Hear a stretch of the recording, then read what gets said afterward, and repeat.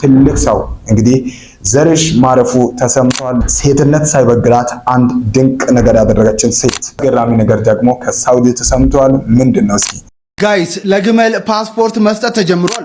ሌላ እንግዲህ አሳዛኝ እጅግ በጣም ከባድ ዜና በኢትዮጵያ እየተሰማ ይገኛል። ኢትዮጵያ አሁንም ትልቅ ጋዜጠኛ ማጣቷ እንግዲህ በሶሻል ሚዲያ ሲዘዋወር አይታችኋል። ያላያችሁም ካላችሁ እንግዲህ ጋዜጠኛ ዘሪሁን በቱሪዝሙ ዘርፍ በተለይ ትልቅ ስራን በመስራት በሀገራችን እንቁ ከሆኑ ሰዎች መሃል የሆነው ማረፉ እንግዲህ እየተሰማ ይገኛል። መረጃውን አጣርቻለሁ፣ አንድ በአንድ እነግራችኋለሁ። የአሟሟቱ ጉዳይስ ምንድነው? የዓለማችን እንግዲህ ባለሀብት ቁጥር 1 የሆነ ኤለን ማስክ የተናገረው ነገር ምንድነው ያለው ነገርስ ከእውነት ነው ወይስ መነሻው የምለውን እንመለከታለን። ከሌሎች ሀገራት እጅግ በጣም ለየት ያለ ነገር ከሳውዲ አረቢያ እየተሰማ ይገኛል ማለት ነው። ሳውዲ ለግመሎቿ ፓስፖርት አዘጋጅቻለሁ እያለች ናት። ራሴን ሽጬ ቁስ ከሚገዛ ሞቼ ይገኛለሁ ብላ የምትገኝበት ህይወት ለብዙዎች አስተማሪ በዛሬ ቪዲዮ የምንቃኛቸው አጭር ቆይታ ይኖረናል። በዋነኝነት ትኩረት የምናደርገው ግን የጋዜጠኛውን ጉዳይ በተመለከተ ይሆናል። እስከ መጨረሻው ቆይታ አድርጉ። ጆዋን አታለች እጅግ አሳዛኝ የተባለ መረጃ በዚህ ሰዓት ተሰምቷል። ጋዜጠኛ ዘሪሁን ህይወቱ ማለፉን የተሰማው በቱሪዝም በተለያዩ ስራዎች የምናውቀው ጋዜጠኛ ዘሪሁን በድንገተኛ ህመም ህይወቱ እንዳለፈ መረጃዎች ወጥተዋል። ታዲያ የቱሪዝምን ስራ ከፍ አድርጎ በመስራትም ትልቅ ስምና ዝናን ያተረፈው እንደዚሁም ደግሞ የሀገራችንን የቱሪዝም ኢንዱስትሪ በከፍተኛ ሁኔታ ያሳደገው ጋዜጠኛ ዘሪሁን ህይወቱ አልፏል። ለወዳጆቹ፣ ለቤተሰቦቹ፣ ለመላው አድናቂዎቹ መጽናናትን እመኛለሁ። በጣም አስቸጋሪው ነገር አሁን በኢትዮጵያ ውስጥ ምን እየተከናወነ ነው የሚለው ጥያቄ በጣም አሳሳቢ ሆኗል። በተለይ በእውቀት ላይ ጥሩ የሆኑ ሰዎች የተለያዩ ዶክተሮች እየሞቱ እንደሆነ ሁላችሁም የሚታወቁት እውነት ነው። ከዛ ደግሞ እጅግ በጣም በሶሻል ሚዲያ ጥሩ ተጽዕኖ ፈጣሪ የሚባሉትም ጭምር ከሰሞኑን በጣም በሚያሳዝን ሁኔታ እንግዲህ እየሞቱ እንደሆነ እያየን በደንብ ሶሻል ሚዲያውም እያሳየን አለ። ዛሬ ደግሞ እጅግ በጣም ትልቅ የሆኑ ስራዎችን ባይዘወይ በሶሻል ሚዲያ ብዙ ሳይታዩ ራሳቸውን ሰውተው የሚሰሩ ለሀገር የሚተጉ በጣም ብዙ ባለውለታዎች አሉ ሀገር እና አሏት ኢትዮጵያ በተለይ ሀገራችን እና ከነዛ ሰዎች መሃል ብዙ አናየውም። ብዙዎቻችሁ ላታውቁትም ትችላላችሁ። ግን እጅግ በጣም ትልቅ የሆነ ነገርን በተለይ በቱሪዝሙ ዘርፍ ለኢትዮጵያ እያቀረበ የነበረ ትልቅ ሰው እንግዲህ ዘርሽ ማረፉ ተሰምቷል። ለማንኛውም ለቤተሰቦቹ፣ ለወዳጅ ዘመዶቹ መጽናናትን እንመኛለን። ከአሟሟቱ ጋር እንግዲህ በተያያዘ ምንም አይነት እስካሁን የተባለ መረጃ የለም። የሚወጣ መረጃ ካለ ወደ እናንተ ማድረስ ይሆናል። ግን እውነታው የታወቀው እስካሁን ባለው እንግዲህ ዘሪሁን ማረፉ ተሰምቷል ማለት ነው። ለቤተሰቦቹ መጽናናትን እንመኛለን። ከሰሞኑን በተለይ ያልተጠበቀ እጅግ በጣም አስገራሚም የሆነ ዜና ከቁጥር 1 ባለሀብት ተሰምቷል። ምንድነው የተሰማው? ኤለን መስክ እጅግ አነጋጋሪ በሆነ ሁኔታ በ800 ቢሊዮን ዶላሩ ተስፋ የቆረጠ መስሏል። ገንዘብ ደስታን አይገዛም የሚል መልእክትን እንደምትመለከቱት ፖስት አድርጓል። መጀመሪያ ላይ ገንዘብ ደስታን አይገዛም ያለው ሰውዬ እጅግ ድንቅ የተባለ ነገርን እንደተናገረ የገለጸ ሲሆን እስካሁን እሱ ያለው ገንዘብ ምንም አይነት ደስታን እንዳልገዛለትም በዚህ በምትመለከቱት የትዊተር ገጹ ላይ ፖስት አድርጎ ገልጿል። ታዲያ ገንዘብ ደስታን አይገዛም? ሐሳባችሁን በኮሜንት አሳውቁኝ።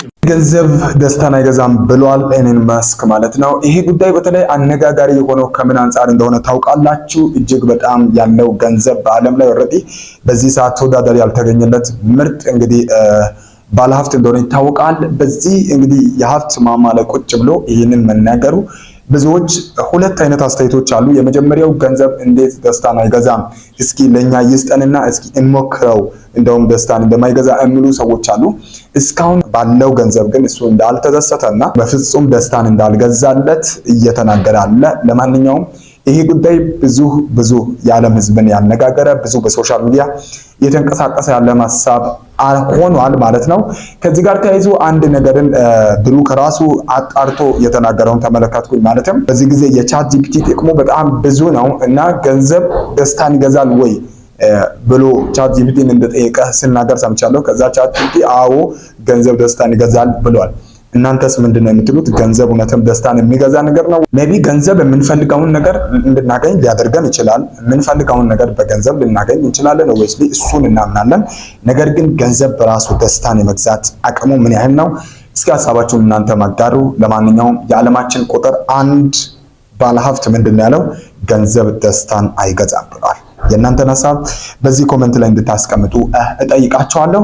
ሌላው በጣም አነጋጋሪ የሆነ ኢትዮጵያዊት እጅግ በጣም እንቁ የሆነች ሴትነት ሳይበግራት አንድ ድንቅ ነገር ያደረገችን ሴት ሰውነት ማንነት ትልቅና ክቡር መሆኑን ያሳየችን ሴትነት በቁሳቁስ አይለካም። ራሴን ሸጬ ቁሳቁስ አልገዛም። ወይኒ ቆራሌው ናት።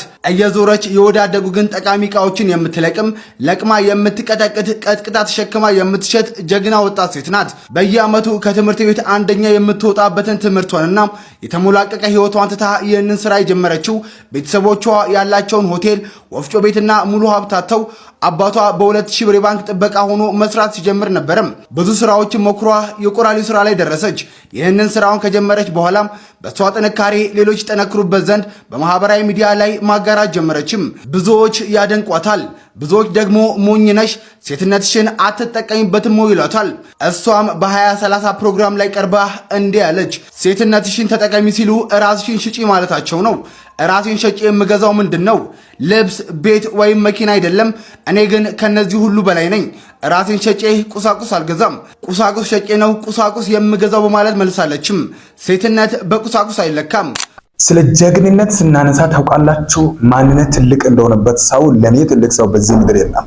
በተለይ በዚህ ጊዜ በዚህ ዘመናዊ ነን በሚል አስተሳሰብ በተሞላበት በየቀኑ ራሳቸውን እየቸረቸሩ ወጣቶች በተለይ በሚተዳደሩበት በዚህ ጊዜ ላይ የዚህ ሴት ንግግር፣ የዚህ ሴት አቋም፣ የዚህ ሴት ተግባር እጅግ በጣም የእውነት አስደናቂ አይደለም ወይ? እኔ እንጃ ታውቃላችሁ ምን እንደሚሉ መጣው። ለምንድነው ሴትነትሽን ራስሽን አትጠቀሚም ሴትነትሽን አትጠቀሚም እንደምሏት እንግዲህ እየተናገረች ኦሬዲ 2030 ላይ ቀርባለች በኢቢኤስ ማለት ነው። ቪዲዮውን ገብታችሁ ሙሉ ማየት ትችላላችሁ። ግን እዛ ላይ ስትናገር ምን እንዳለች ታውቃላችሁ? ምንድነው የሚገዛው? ቆይ ራሴን ሽጬ የሚገዛው ነገር ምንድነው? እናንተ ሴትነት ምን ያህል የተከበረ ነው።